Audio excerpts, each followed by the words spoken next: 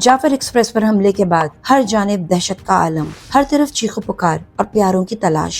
मुसाफिरों ने क़यामत खेज़ मंजर बताकर लोगों के रोंगटे खड़े कर दिए।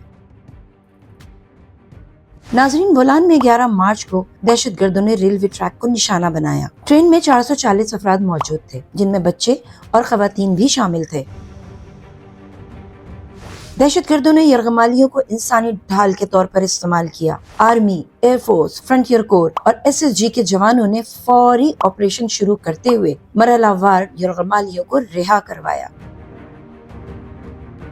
तर्जुमान पाक फौज के मुताबिक सबसे पहले फोर्सेस के निशानेबाजों ने खुदकश बमबारों को हलाक किया, फिर मरहलावार बॉगी से बॉगी क्लियरेंस की और वहां मौजूद तमाम 33 दहशतगर्दों को जहन्नम विसाल कर दिया गया।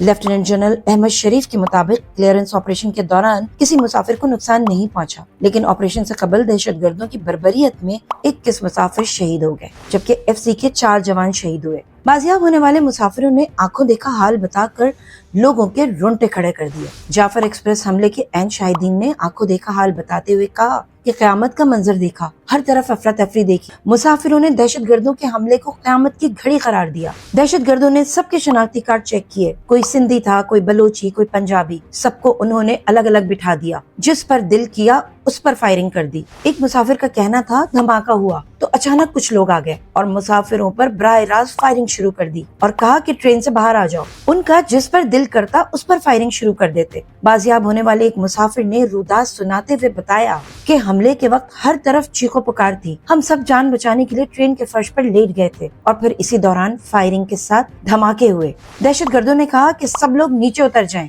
लोग नहीं उतर रहे थे, लेकिन मैं अपने बच्चों को लेकर उतर गया। मैंने कहा कि जब वो कह रहे हैं कि नीचे उतरो तो फिर उतर जाना चाहिए, वरना अंदर आकर भी मारना शुरू कर देंगे। उन्होंने बताया कि हम नीचे उतर गए, जिसके बाद उन्होंने मुझ समेत मेरे बच्चों और मेरी अहलिया को छोड़ दिया। साथ में ये भी कहा पीछे मुड़कर नहीं देखना। तमाम दहशतगर्दों के पास वॉकी टॉकी थी और वो कप्तान के मातहत काम कर रहे थे और वो कप्तान किसी से हिदायत ले रहा था। उन मुसल्लह अफराद के पास बहुत जदीद हथियार थे। शिद्दत पसंदों को अगरचे उर्दू आती थी, लेकिन वो बलोची में बात कर रहे थे और इस कार्रवाई पर एक दूसरे को मुबारकबाद दे रहे थे। एक मुसाफिर के मुताबिक हमला आवर आपस में बलोची में बात कर रहे थे और उनका लीडर उन्हें बार बार कह रहा था कि सिक्योरिटी एहलकारों पर खुसूसी नजर रखें, ये हाथ से निकलने नहीं चाहिए। एक मुसाफिर ने बताया कि बुध की सुबह जब FC के एहलकार जाए वक़ुआ पर पहुंचे तो शिद्दत पसंदों की सारी तवज्जो उनकी तरफ चली गई और ऐसे में हमने भाग निकलने का फैसला किया।